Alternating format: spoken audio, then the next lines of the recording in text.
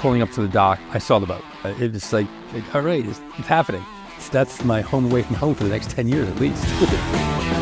So the trip from Edenton to Medio was actually a nice, easy trip. I actually napped. It was a nice, easy trip. Scott was running the boat. I was looking around, trying to get used to everything. And then, so we docked for the night, had a really nice dinner.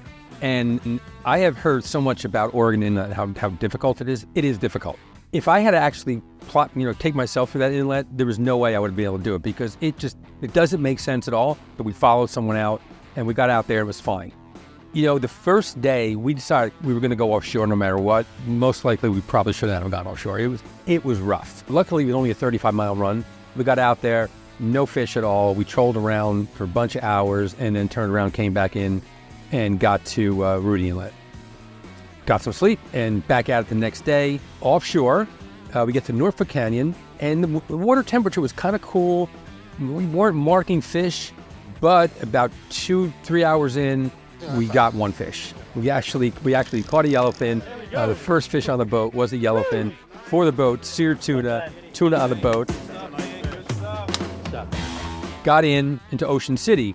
So we got back to the dock, but we got to leave at 4 o'clock. So we left 4 o'clock out of the inlet and we had a long run, but we got out to Wilmington Canyon and the conditions were perfect. It was flat calm.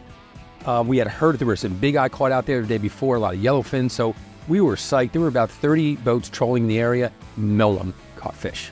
So about 4 hours into it, I knew the weather was going to turn. We picked up and had a long 150-mile run to Brooklyn.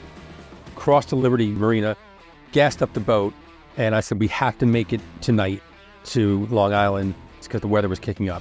Well, we started heading east, and the wind's coming out of the east. So I'm hugging the shore, and we're making pretty good time, but it was getting dark. We hit Mauritius, and the wind kicked up. We had 8-foot seas, right at us. Wind was blowing about 20 miles an hour, maybe 25 miles an hour.